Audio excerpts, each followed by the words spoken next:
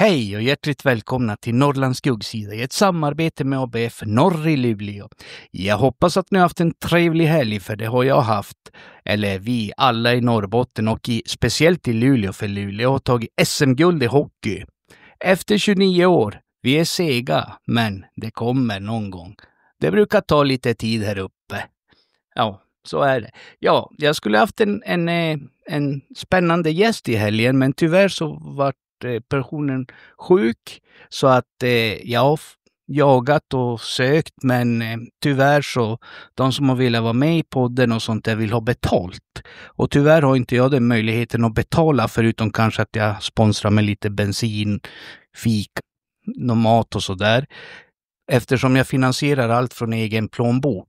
Tyvärr, jag har inga sponsorer och jag tjänar inga pengar på det här, utan det här kostar mig pengar att driva podden. Men det finns ju alltid änglar. Och den ängel är jag så glad över att jag har.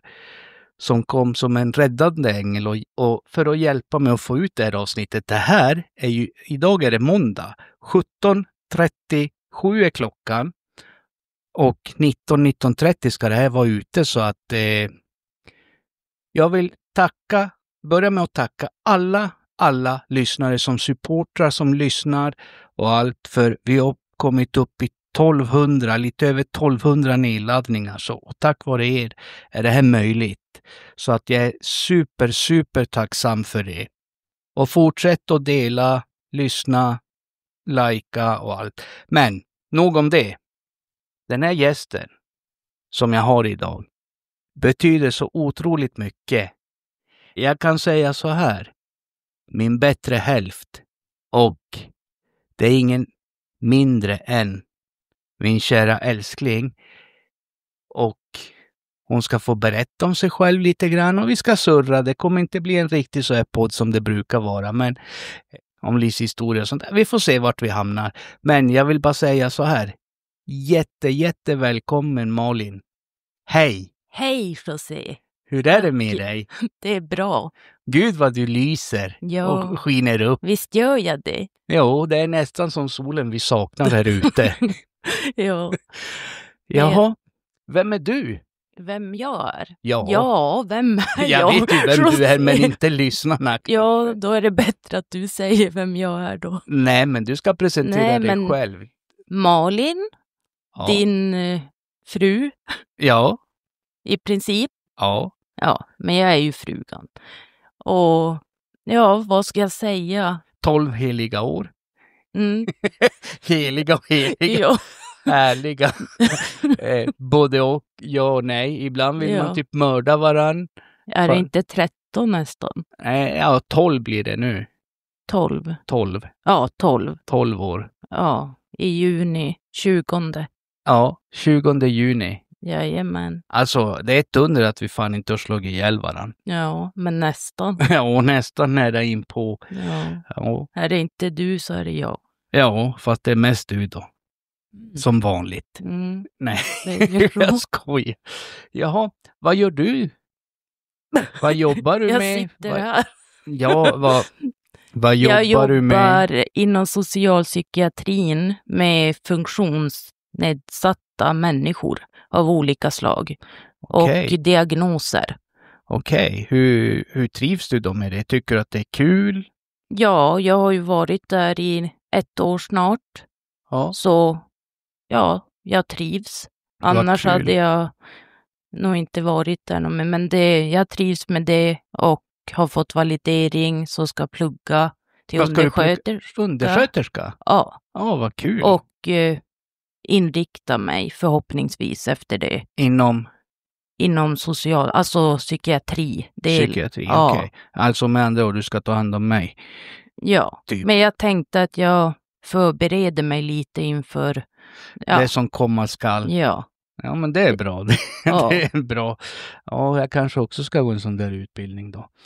Nej, skämt åsido. Men jag tänkte på det du sa att vi inte kommer ha någon historia idag. Ja. Jag hade ju jättegärna velat höra lite mer om dig. Du har ju ganska mycket så att säga i ditt liv som från... Jo, det har jag. Och vi fick bara höra så lite första avsnittet. Och jag vill att andra ska få höra mer. Ja, jag har ju tänkt faktiskt berätta om min historia så här. Men jag har ju som tänkt göra det lite längre fram i podden. Jag vill lyfta andra människor. Liksom att de får berätta sin historia. För den som väntar på något gott väntar aldrig för länge. Nej, men den är ju som ganska lång. Jo, alltså. Med, det är så ju att, typ en trilogi. ja, jag tror inte det ens räcker liksom med 100 avsnitt. Ja, nej, jag vet inte. Men vem skulle du säga att jag är sen du träffar mig? Alltså, hur skulle du beskriva den här klumpen som sitter här? Jag skulle beskriva dig som en blandning mellan en nallebjörn och en gorilla. Okej, nallebjörn och gorilla. Jag älskar ju gorillor. Nallebjörn är goda. Mm. Nallebjörn är goda. Jo. Ja. Så jag kanske är god då? Ja, Okej. precis. Jag menar det. Du har ju den där gorillan i dig. När du måste. När jag blir förbannad. Ja, när du måste eller behöver ta fram det. Ja. Men du har ju samtidigt det goda gorillan har. Mm. Och nallebjörnen är ju ditt allra innersta fina som du Det är för att jag är så stor. strålar ut. Krama. Ja, som du strålar ut till alla som är värda det. Ja. Ja, det var en bra beskrivning faktiskt. Jag hade inte ens kunnat beskriva mig så bra själv. Men vad hade du för första intryck när du träffade mig? Första intryck? När vi var ute och åkte bil någon gång och så där. Ja, men vi hade ju träffats ett tag och så där då. Vi älskade ju att åka bil och så där. Ja, mitt allra första intryck när jag kom till dig. Ja. Det alltså allra första gången, då var det att du bara var en så himla god, givmild person. Som, Okej. alltså du kändes bara så, ja men, ärlig. Du kändes som en ärlig person som man kan lita på. Ja, vad kul att höra. För jag kan säga, vet du vad jag och tyckte? Som tyvärr inte var så. Nej, skoj. Ja, nej. Vet du vad jag tyckte om dig första gången? När jag såg dig. Nej, fan, jag vill inte höra. Jag vart nyfiken för jag fastnade för dina ögon. Ja, och sen din röv också. Men det är en annan femma. Ja, ja men jag vet, jag kommer ihåg. Jo, nej, jag kollade ögonen och jag tyckte att det var någonting med dina ögon som jag fastnade för. Som jag alltid fastnar för. Jag ser dig. När jag tittar i dina ögon så ser jag rakt igenom dig att du är genomsnäll, omtänksam, fin person. Och det har jag fått uppleva att du är. Så många gånger.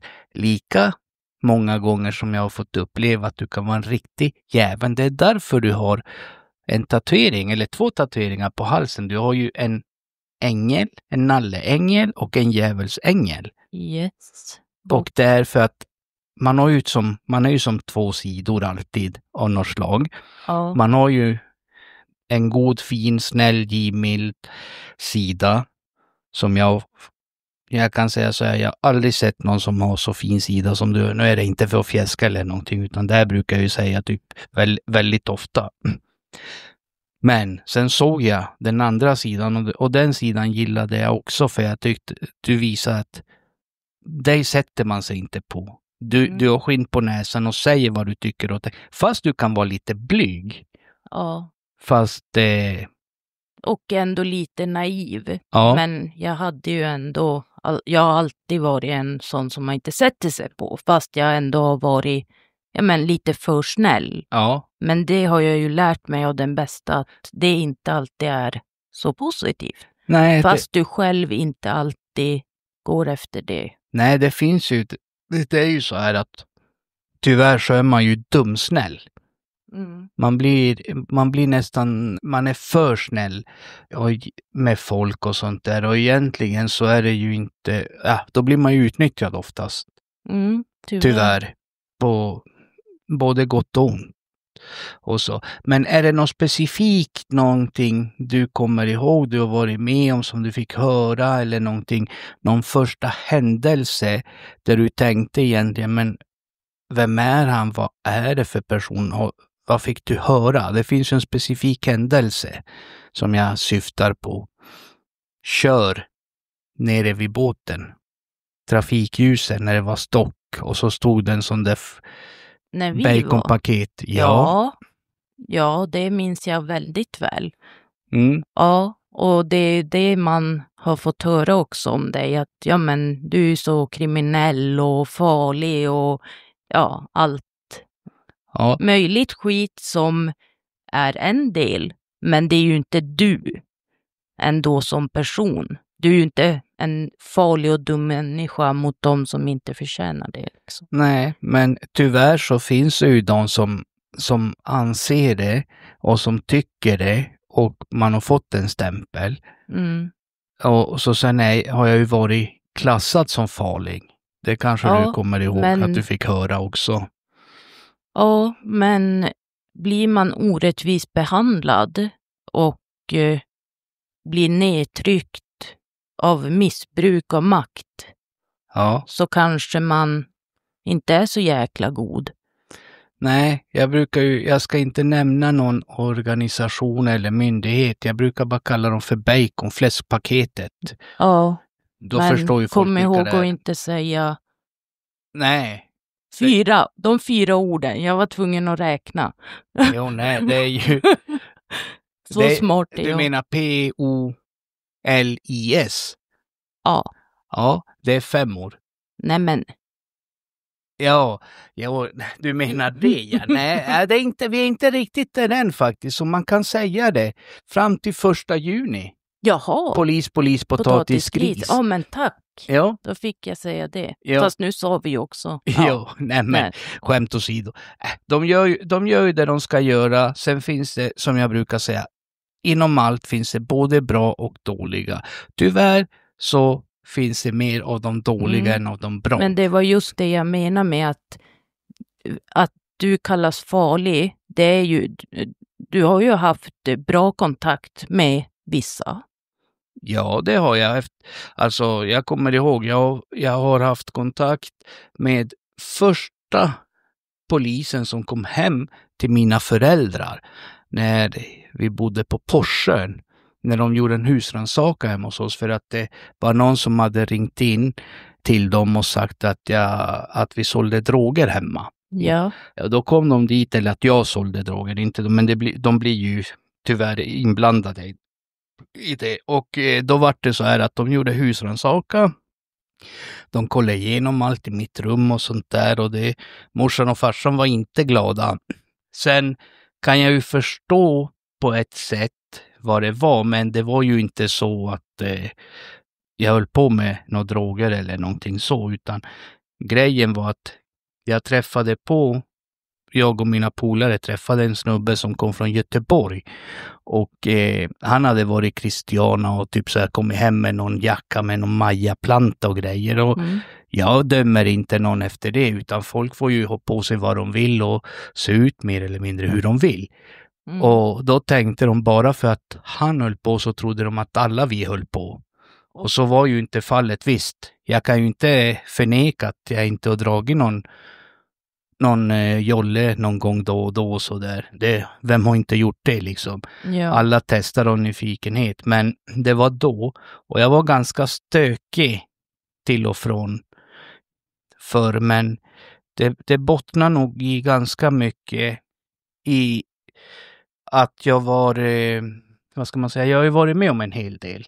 När jag var liten har jag ju sett saker och ting som man kanske inte ska se som barn. Sen när jag gick i skolan vart jag ju mobbad. Alltså det gick så pass långt att i våra trapphus, alltså det är ett öppet trapphus där vi bodde på Porschen, där man kunde sätta cyklar och sånt där under trappen. Ja. Där hade de ritat ett stort kors och så har de skrivit dö José. Ja. Och ja, men det var ju lite senare, alltså lite tidigare än det här med när polisen kom hem. Ja. Men, och jag hade ju faktiskt en sosgubbe som jag träffade då och då. jättesnäll, jättebra och sådär. För att mina föräldrar var väldigt sträng, eller pappa var väldigt sträng när jag var mindre och sådär. Och det har ju sina skäl också, men det där är någonting vi har rätt ut liksom pratat och det är ingenting jag kommer att nämna så i podden direkt. Nej, han var ju ärlig och stod upp. Han stod upp för det och ja, jag tycker att det väger mer liksom än att säga någonting annat. Sen kan jag ju förstå han också på ett sätt på grund av att han vart ju uppfostrad på så sätt. Och han var ju med om de sakerna. Och då kan det ju vara så att då tror man att det är rätt och att det är så man ska vara och det är så man ska göra. Ja, precis. Men jag är ju så här av den tanken att jag vill inte att någon annan ska gå igenom det jag har gått igenom eller göra det någon har gjort mot mig mot någon annan. Alltså jag hade inte kunnat göra det mot mina barn. Nej. Jag har ju alltid varit mer eller mindre så här med barnen att jag har varit lite mer som vi har haft mer kompisrelation men ändå pappa, alltså förstår du? Ja, att jag har ju haft mina regler och varit så här bara. Jo, men jag har ju sett som dig rätt som och fel. pappa.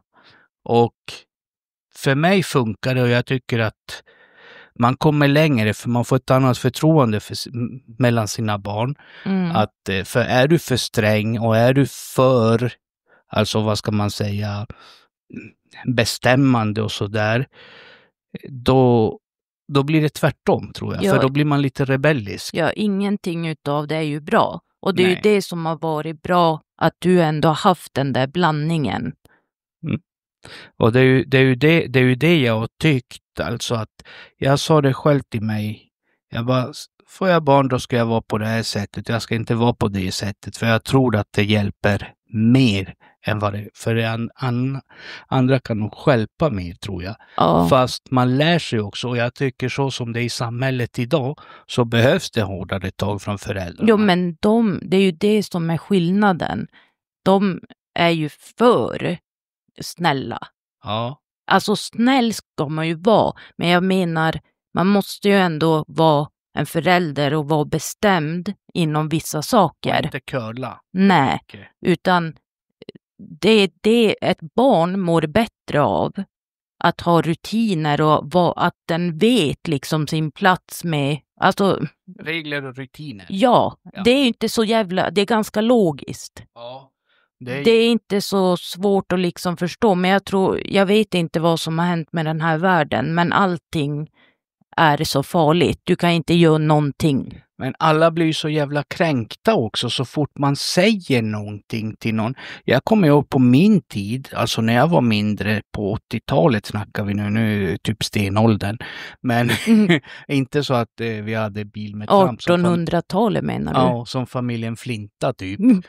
Jabba do. Nej, jag är skämt åsido. Alltså grejen är så här att då kunde man vara ute, man brydde sig inte vad någon hade på sig, hur någon såg ut, om de var tjock, smal, ful, fin, tränad, otränad, alltså vart de kom ifrån eller någonting, utan alla var välkomna. Ja. Till viss del, va? Ja, till viss del. Alltså, sen när man varit lite äldre, alltså, nu är det här 80-tal. Sen 90-tal skola, det är en annan sak. Men då var alla välkomna och typ, man var ute och lekte med alla. Man sparkade boll med typ alla möjliga. Man lärde känna folk på ett annat sätt. Nu är det mer så här att, du sitter med din jävla telefon eller din jävla padda och grejer. Och då blir det liksom att du har ingen koll. Vi var ute och lekte. Alltså, vi drack vatten från kranen ute. När de bara, tjena, hörru, kan jag få ta en slurk vatten när du står och vattnar blommorna från slangen? Ja. Och inte fan vart jag sjuk för det. Nej. Men nu ska allt vara, nej. Och ramlar de, då ska det för fan alltså komma hela jävla sjukhuset och det ska vara så jävla hemskt. Alltså, låt ungjäveln ramla och slå sig, det är så man lär sig. Ja, lite som din brorsa. Ja. Och hans fruga. Ja. Deras sätt att uppfostra sina barn. Jag tycker den är skitbra. Ja, Sandra sa ju det, alltså Filles fruga. Hon sa ju det någon gång när, jag kommer inte ihåg vem utav ungarna det var, som hade gjort något jävligt. Och ja, men hon bara, ja, men det är ju så hon lär sig. Det är alltså, man ramlar, man slår sig. Visst, jag kanske inte ska klättra på köksbänken igen då. Nej, du ramlar en gång, du ramlar 2 gånger. 3:e gången, då lär du dig. Jag ska inte klättra där för att fan, det gör ont alltså. Ja, men precis. Det är ju som bara, man fattar. Hur ska man annars lära sig? Man lär sig av sina misstag. Ja. Men alltså både av de bra misstagen och de dåliga misstagen. Inte fan när jag var liten, när jag gick på dagis, just innan förskolan, eller heter det så nu för tiden? Ja, 6 år heter det förut, men sak samma. Jag ramlade från gungan, från högsta höjd, baklänges. Och nu börjar jag förstå. Ja, jag vet. Och det var det jag skulle komma till. Inte fan får vi till sjukhus. Men då kanske det hade varit bra. För då hade jag fått veta vad jag verkligen har för diagnos. Ja, du har ju diagnoser, ja. Vad har du för diagnoser? Berätta alltså. Ja, men det kan jag göra. Jag har bipolär och ADHD. Okej. Bipolär är det som kallades förr i tiden för manodepressiv. Ja, det har ju du sagt. Du har ju ändå läst på ganska bra om det och varit min stöttepelare. Ja, men det jag undrar är ADHD också. Ja. Ja, det har jag ju märkt, för du kan ju fan aldrig sitta still. Alltså, eller se en film, man bara får pausa filmen 150 miljoner gånger innan man är klar. En film på 1,5 timme, det tar alltså 2 dagar ungefär att se med Molly. Nej, jag skojar. Nej, men alltså, jag ska bara, man bara, du gick nyss. Kan vi fortsätta att se? Och man bara, tyst, jag försöker lyssna. Du bara, vad menar de med det där? Man bara, alltså, snälla. Man bara sätter munkavel på kärringjäveln på honom. Alltså. Det är fan knäpp. Nej, alltså vi har mest, alltså jag blir inte så där. Ibland kan jag bli lite irriterad, men jag tycker ändå att det är så jävla roligt. Jo, vi har ju så sjuk... alltså när vi diskuterar, då tror ju folk att vi bråkar. Ja, och så är det ju inte. Nej, och jag tänker bara, alltså skulle vi gå på affären och prata så som vi gör, folk skulle väl för fan gå till kvinnohorden eller något. Ja, men typ, eller manshorden. Något av det. Jo, men du vet, om jag säger saker så som du säger till mig, då är det ju värre. Tydligen. Nej, men det är ju inte värre, men det är ju så i samhället nu. Då är det ju så himla hemskt. En kvinna kan, alltså nu lät det ju som att alla... Ja, alltså nu kommer folk tro att jag är värsta jävla monstret. Ja, det också, men nu kanske folk tror att vi bara, men kvinnor de bara... Det är inte så vi menar, men det ska ju ändå vara lika. Och då kan vi ju börja där. Att det ska vara lika. Det tycker jag faktiskt, för alltså vill man ha jämlikhet, då ska man ha det hela vägen ut och inte bara när det passar det motsatta könet. Nej. Eller? Nej, men det är just det jag menar. Ja, då förstår jag det rätt. Men jag kan säga så här, vi har ju jävligt kul, och jag kan säga så här, 12 år. Alltså, det känns inte som 12 år. Nej, det känns som 190 år. Alltså man bara, fan, tills döden skiljer oss åt. Och sen har du ju sagt, det ska bli kul att ligga bredvid dig och fortsätta leva ihop efter döden. Jag bara, men för helvete, det var ju tills döden skiljer oss åt. Jag har bara skrivit på ända dit. Alltså varför ska du blanda in resten sen? Nej, men jag fixar gravsten på oss båda och allt. Så vi ska ligga där tillsammans i... Ja, det är faktiskt kul alltså. Nej, jag skulle aldrig orka med att ligga vid graven. Jag kommer ju aldrig få ro för helvete med dig. Nej, det är ju så. Alltså, kommer fan klubba ihjäl det en gång till då. Ja, men typ, nu vet ni. Om jag försvinner, då kärringar klubba ihjäl mig. Alltså, hade någon hört typ sådär att man håller på så här ute och det, de hade, men gud så hemskt. Och så med våra toner också till varandra då, när vi inte... Ibland, vi kan ju ha riktigt jävla ton också. Men det är ju det är ju ingenting vi behöver diskutera sen och... Nej. Ja, förlåt, det är ju inget så. Nej, alltså jag tror inte på senaste kanske, vad kan det vara? 8 åren har vi inte haft något så här jättegräl eller någonting. Det var i början, alltså innan du fick lite rätt medicin. Ja, jag kan säga på grund av mig så har det varit gräl sen för 4 år sedan. Hade vi kanske vårt sista stora gräl. Ja, men då har det varit inte ett gräl så, utan då har det varit på grund av att jag har blivit sjuk i en period. Ja. Depression eller mani. Ja. Hypomani eller någonting. Men då är det ju ändå, det kan man ju inte heller säga är ett gräl. Nej. Alltså men det blir ändå så pass allvarligt att jag blir så arg på dig, fast inte jag. Jag ska ju inte bli arg på dig, men allt går ju ut över ens närmsta. Ja, den som står närmast, det blir ju så. Men alltså, jag brukar inte vara så. Och jag är inte så långsintig heller, utan för mig går det över ganska fort. Ja. Sen att jag ignorerar dig ibland och inte svarar eller pratar, det är bara för att jag orkar inte bry mig. Eller så vill du att jag ska bli lite komma sen för att jag blir orolig. Och det blir jag ju, fast jag lär mig ju aldrig. Nej. Går det nog länge, då blir jag orolig. Ja. För jag kommer ju aldrig vilja vara utan dig. Nej, det är samma. Men det längsta jag varit sur kan vara kanske typ ett par timmar. Ja, knappt tänkte jag just säga.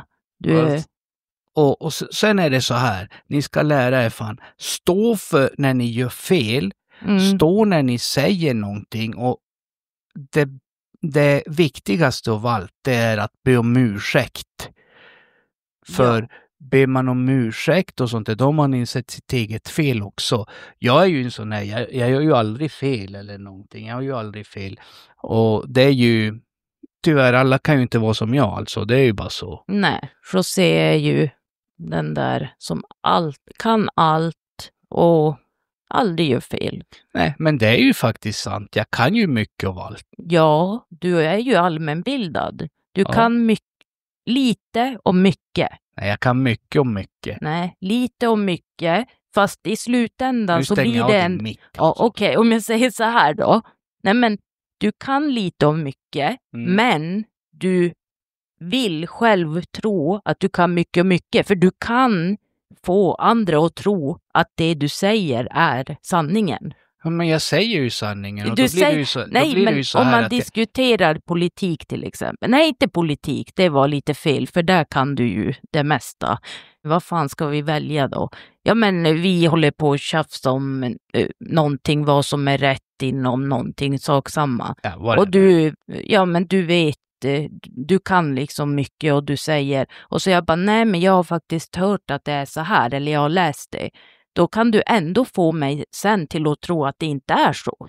Ja, men det är för att du har fel då. För det du har läst har du inte förstått riktigt. Nej, kan jag tänka det är inte så det är. Alltså, du ser. Alltså, du... Nej, alltså det... Man ska ha en sund relation, och det gäller att ge och ta. Och jag kanske förklarar lite dåligt, José. Du får säga till om jag gör det. För ibland då det jag säger, det är vad jag tänker. Och då tror jag att alla fattar. Men vet du, så här är det, att jag och lillebrorsan, vi är väldigt lika på det sättet. Och det är så kul, för vi har en polare som vi brukar sitta och spela med på kvällarna ibland. Som liksom ska berätta något. Han skulle berätta om en film. Och han behövde bara säga 2-3 ord, så hade jag och lillebrorsan redan fattat hela filmen. Men för han tog det typ ett år att förklara. Men ni ville också låtsas som att ni... Nej, men vi hade ju sett filmen. Jaha, det var det. Okej. Ja. Eller läst om den, du vet. För vi är ju sådär, vi kollar ju på mycket saker. Eller jag gör ju det och jag vet att lillebrorsan också gör det. Men jag är så här, jag tar reda på saker för att jag ska ha kött på benen. Jag har mycket kött på benen. Men för att kunna säga till någon... Kött och kött, vet du fan. Säga till folk att så här är det. Och det jag inte vet, då går jag på toa eller någonting om jag sitter på ett möte. Tar jag reda på det och så sen kör jag bara. Men det har jag lärt mig av dig faktiskt. Och det är den bästa verktygen du kan ha. Ja. För ingen kan sätta sig på det då eller köra över dig. Jag har ju hatat religion till exempel. Men det har jag ju börjat ta reda på och läsa mycket om. För, ja, du vet ju. Ja. För att man ska kunna liksom diskutera eller argumentera om någon säger någonting och den personen inte har rätt. Alltså de kan ha rätt på ett sätt men på ett annat sätt har de inte rätt. Ja, alltså, fast jag har vetat att jag har rätt, att jag kan liksom, jag har ju varit så dålig på att förklara ibland saker. Varit? Ja, men är så att till och med du blir... tror att jag inte vet för att jag säger fel typ. Ja. Och det gör mig förbannad själv. Att jag är så jävla... jag tror det är ADHD-hjärnan. Ja. Alltså det är som att jag stressar fram det jag ska säga. Jag tror det. För att du också har varit som bara, kom fram till saken. Typ. Ja, men alltså antingen har du ADHD-hjärna eller så har du typ snigelhjärna ibland. För man bara, du ska förklara någonting. Man bara, ja, alltså du har redan sagt det. Jag har förstått vad det är. Jag förstår vad du menar. Du ska ändå förklara och det tar för fan ett år. Jag hinner ju fan bli pensionär. Ja. Vi går vidare då. Ja, och då brukar det liksom bara... Ja, jag förstår vad du menar. Nej, men jag ska ju förklara. Jag bara, men jag vet vad du ska säga. Ja, fast ibland vet du inte det. Nej, men jag behöver bara titta på det ibland så vet jag. Ja, jo, men det är ju en annan sak. Det är ju för att man har ju lärt sig vara. Man kan ju... Det är ju som när du kommer hem ibland. Jag behöver bara titta på det när jag sitter och spelar. Och då vet jag, helvete, nu blir det är bäst att hålla käft alltså. För nu är kärringar förbannad. Men du vet, jag har ju också lärt mig dig. Ja. Jag behöver bara komma innanför dörren och se.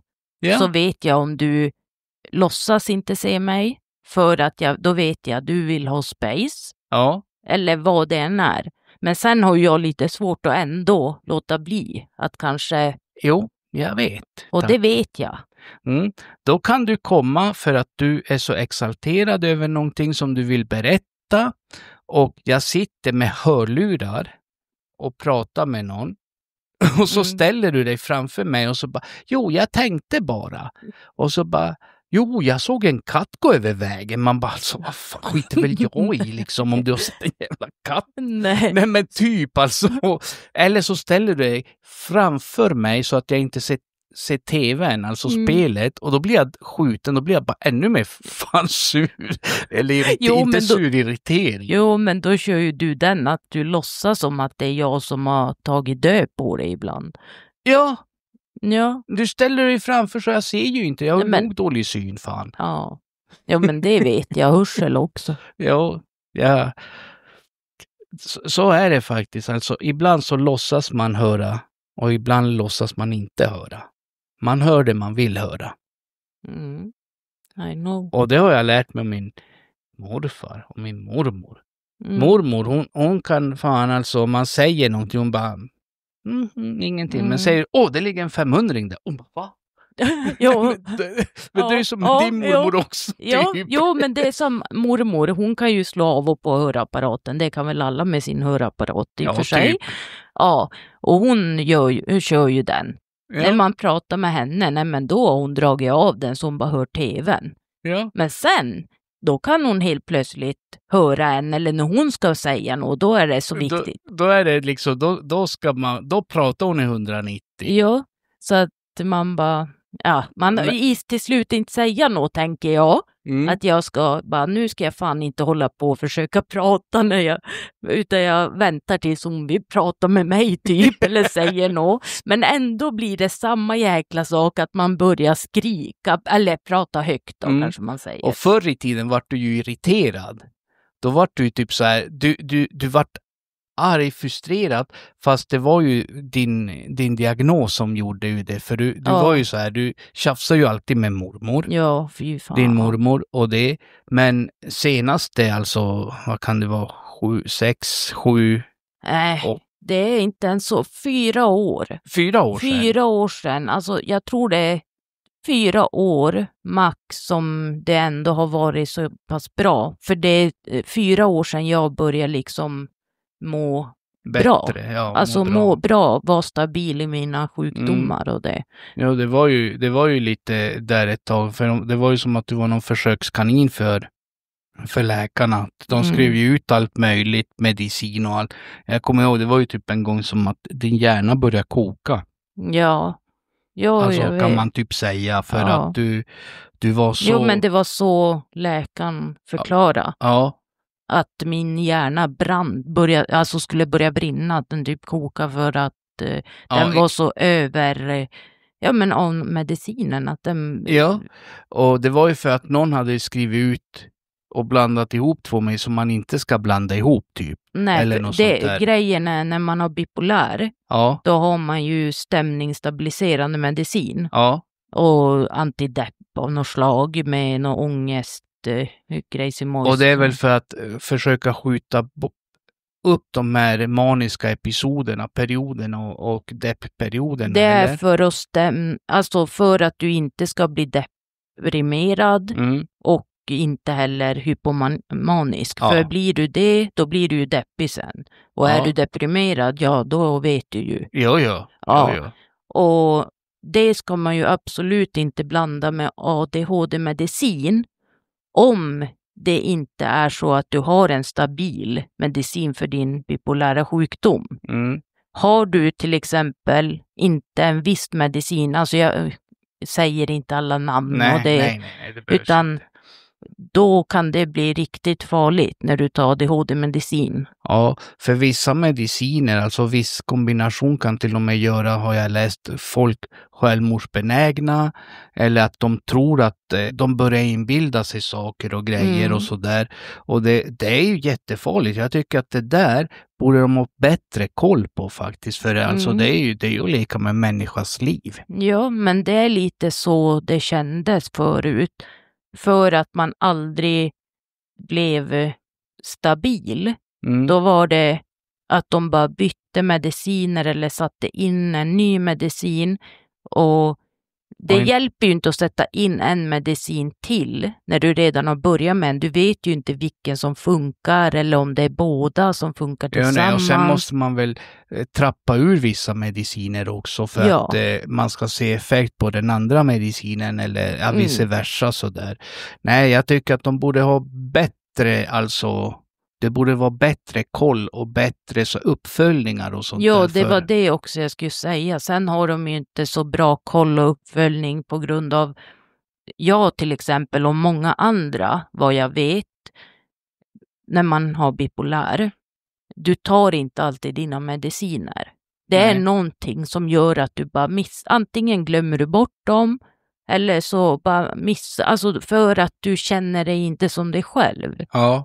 För du blir ju det här stabila läget och då känner man sig inte alltid som sig själv. Alltså om jag förstår det rätt, du känner inte att du är dig själv, du känner inte igen dig själv som Malin, den Malin du är i vanliga glada, fall. Roliga Malin, utan då känner jag mig mer som, jag är stabil, men jag har inte den här energin. Nej, då blir man mer tråkig, alltså typ, kan man säga, fast du inte är tråkig då. Nej, alltså, men jag tappar liksom, jag håller inte på skojar.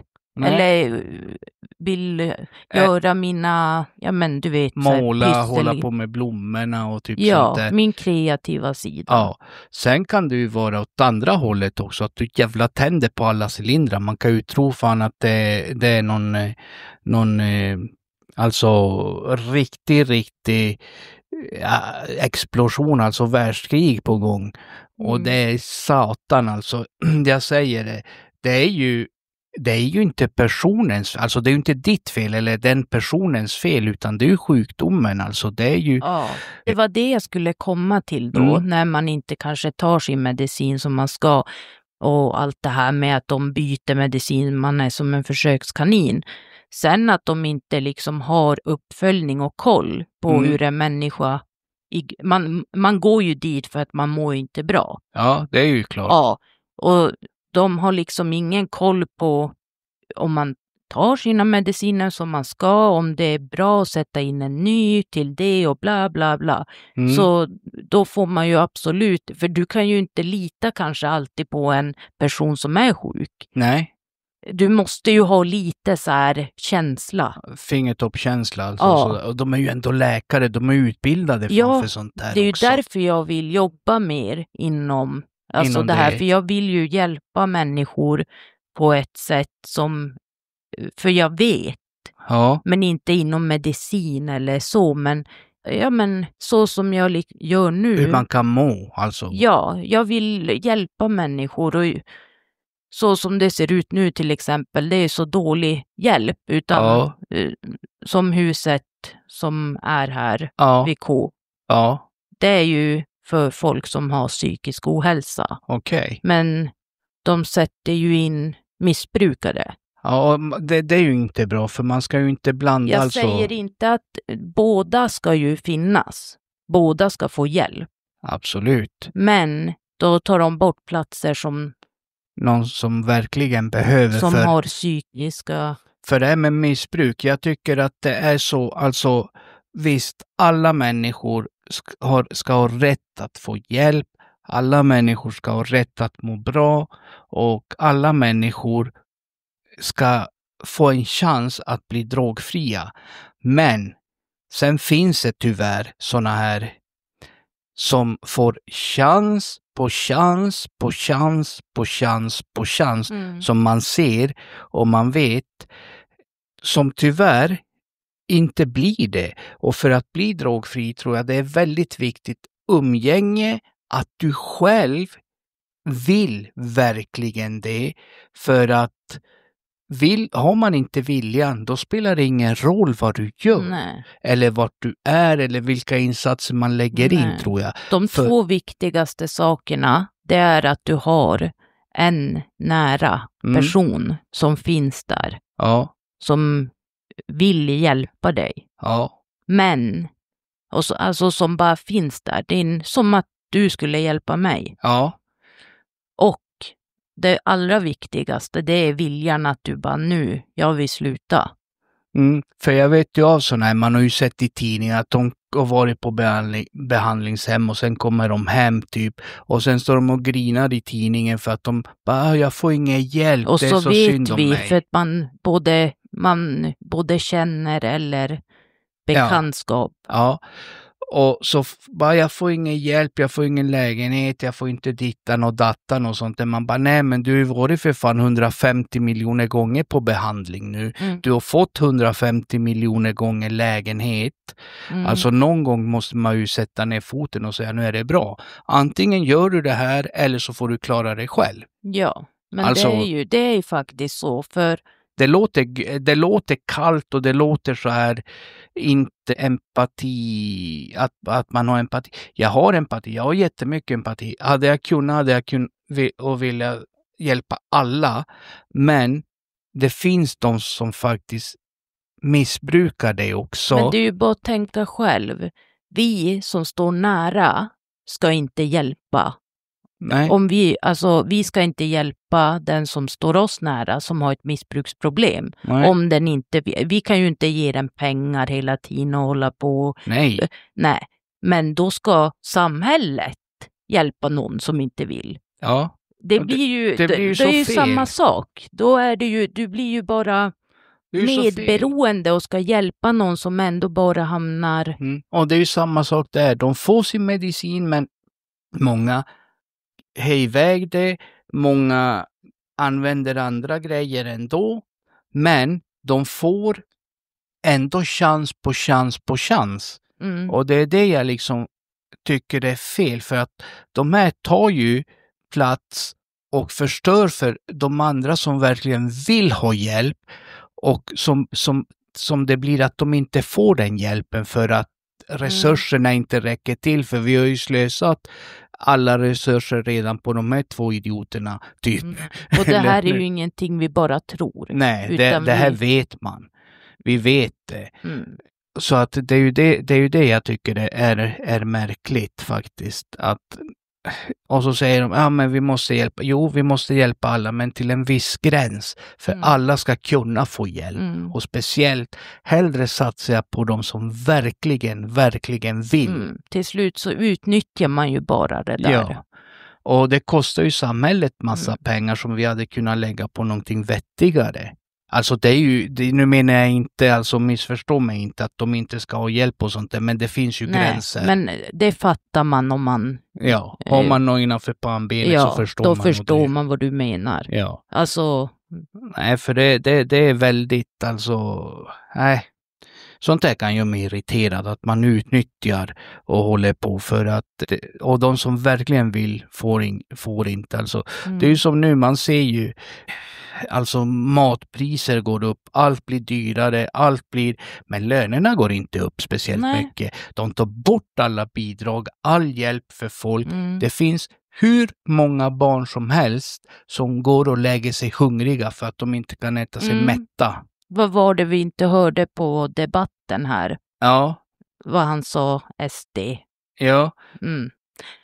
Att, men alla svenskar ska ha rätt till fredag tacosen. Ja. Då vart jag så jävla förbannad. Ja. Tänk dig, så sitter det familjer där som bara, okej, har inte vi rätt att bli mätta varje dag? Ja. Nej, men alla svenskar ska ha rätt till taco på fredag. Ja. Och det var det han menade, tacosen kanske man kan sänka med moms. Ja. Basvaror ska vi sänka, som till exempel tacosen, för att alla ska ha tacos på fredag. Det är en rättighet. Om det skulle vara en rättighet så skulle det inte se ut som det gör för många barnfamiljer som har det knapert och knappt har råd.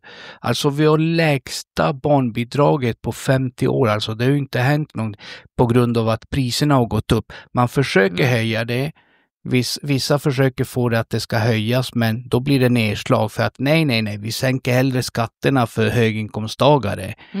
Sen att den här jävla muppen, alltså lilla Napoleon och hans gäng, och så sen har vi ju Jimmy Folkesson, alltså som jag kallar han för, han är inte för folket, men han är ju Åkesson.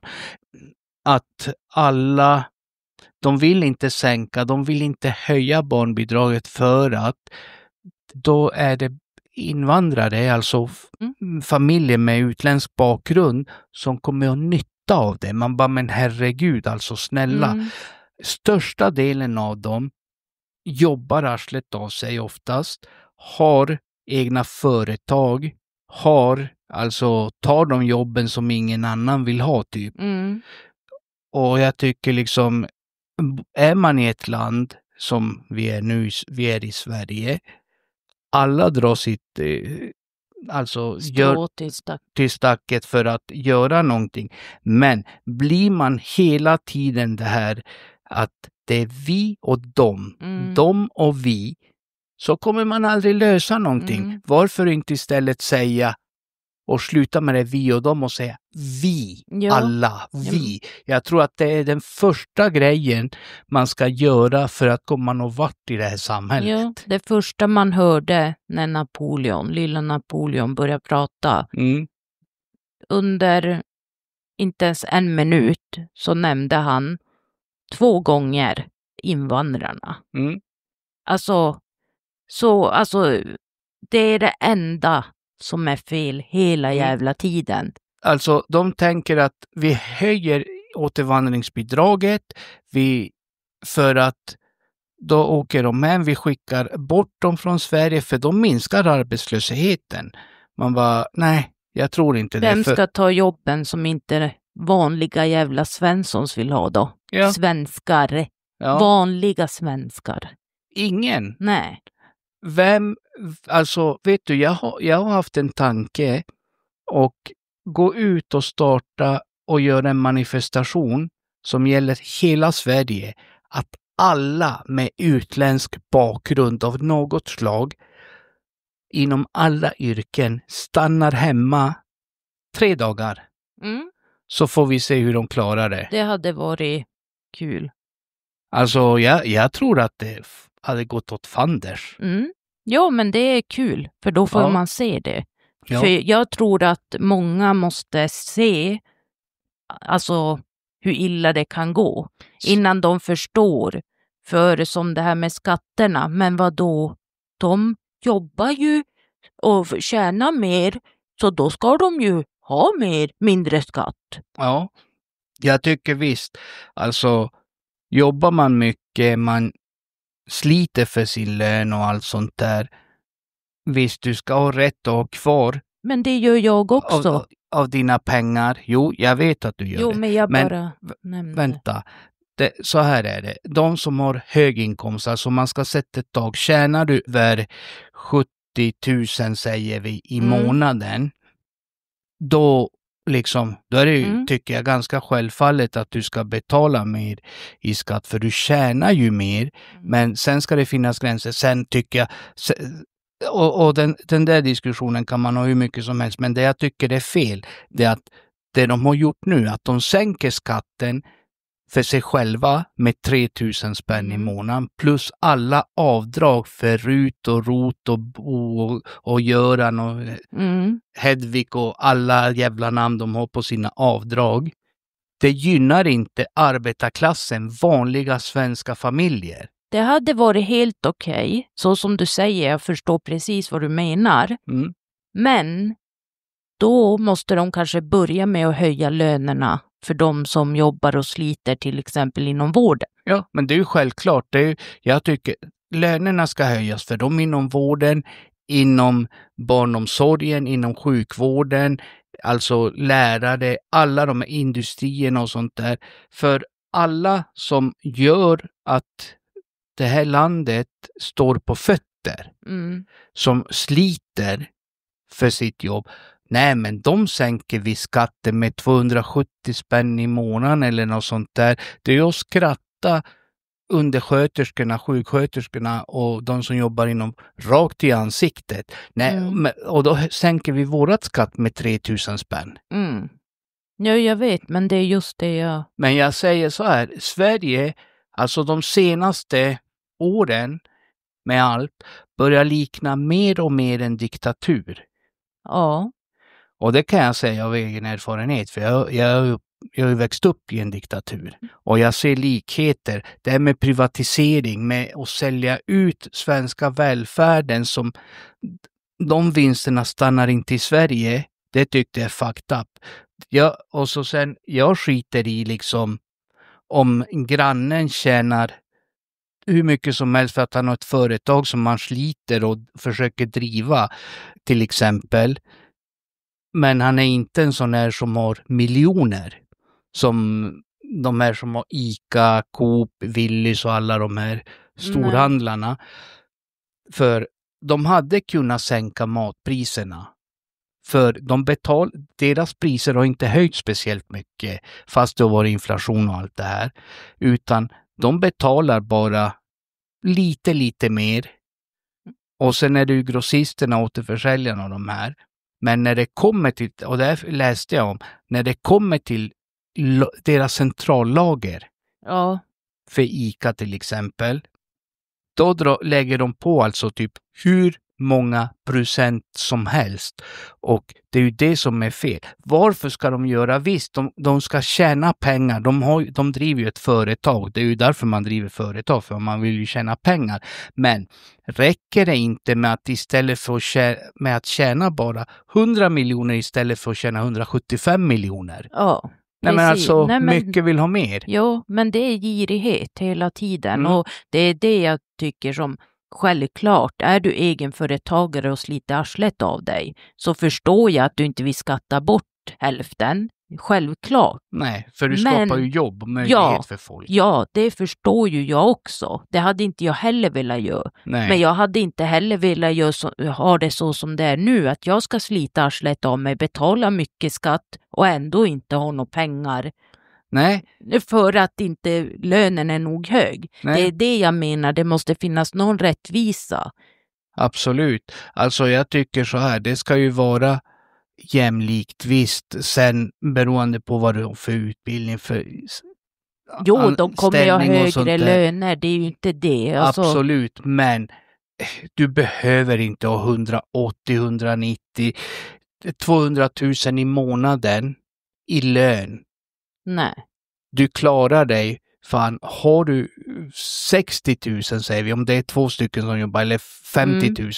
Är man 2 som jobbar, man har 2 barn, typ, då lever man ändå ganska gott. Och sen förstår jag, har du högre utbildning inom, alltså det är ju klart det kommer ju alltid vara olika löner inom olika yrken. Absolut. Så är det ju. Men man kan ju inte... Jag tycker man ska vara värd de pengarna. Ja. Man ska inte bara sitta och lalla och bara få in pengar utan att göra någonting. Nej. Det är ju bara att se, det finns ju de i regeringen som är där 4% av tiden och lyfter 140-160 000 kronor i månaden. Ja, det är ju... Det är ju groteska pengar. Ta alltså mycket av de pengarna och lägg ut det på så att pensionärer kan äta sig mätta, att de har råd att hämta sin medicin. Jag säger så här då, det här kommer låta fan i folks öron tror jag. Vad fan gör ni med våra skattepengar? Det är ju våra pengar, det är folket som sliter arslet av sig för att ni ska sitta där och tjäna massa pengar utan att göra ett skit.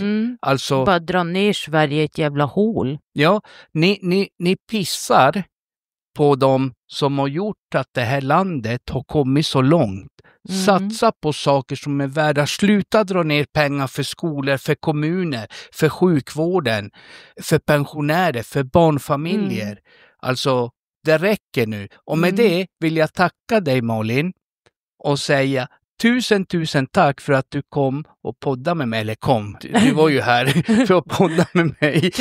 Tusen tack för att jag fick vara här, även fast jag har varit så jäkla trött idag. Ja, jag efter ser det. Allt jäkla jobb den här helgen. Alltså. Ja, du har ju typ varit ledig en dag på en vecka typ. Ja, det har varit jäkligt. Men det har varit ändå kul. Jag fick energi. Men nu kanske du ser att jag ser att du är häng. Och du som brukar säga åt mig, eller så, men kan du inte spela in flera avsnitt på en dag? Förstår du nu vad jag menar? Ja, men har jag energi, då hade jag kunnat göra det. Jag hade kunnat göra det nu också, för jag tyckte det var jättekul att sitta och prata med dig. Men nästa gång efter det, så vill jag höra mer om dig. Okej. Det kommer det att komma faktiskt. Det kan jag säga. Jag tror att de flesta hade velat göra det, kan jag säga. För så som jag har sagt om många andra, att jag hade velat ha en bok skriven av dig och ditt liv. Ja, jag började skriva på ett bokförslag faktiskt 2016.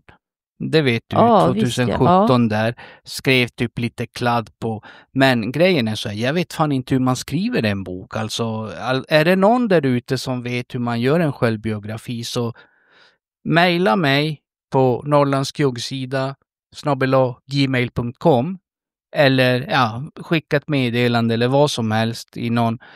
För jag hade jättegärna vilja göra en bok faktiskt. Men jag kommer att berätta om mitt liv i podden. Jag kommer att göra det. Jag vet, jag försöker bara trycka på. Ja, jag är lite sådär. Jag vet inte riktigt hur jag ska börja, jag vet inte. Det är alltid svårt att prata om sig själv. För att det inte ska låta så högfärdig eller något sånt. Jag lyfter hellre andra än att jag lyfter mig själv. Jag vet att du gör hellre det.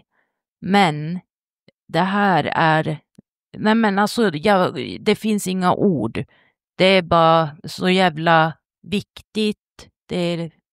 Ja, jag förstår hur du menar. Men nu har vi fan spelat in i en timme. Alltså, Jaha, oj. Tiden har gått fort. Men tack som fan för att du kom och var med i podden alltså. Och jag vill tacka alla som lyssnar. Och kom ihåg, kärlek och respekt och behandla folk som du själv vill bli behandlad. Tack och hej, leverpastej!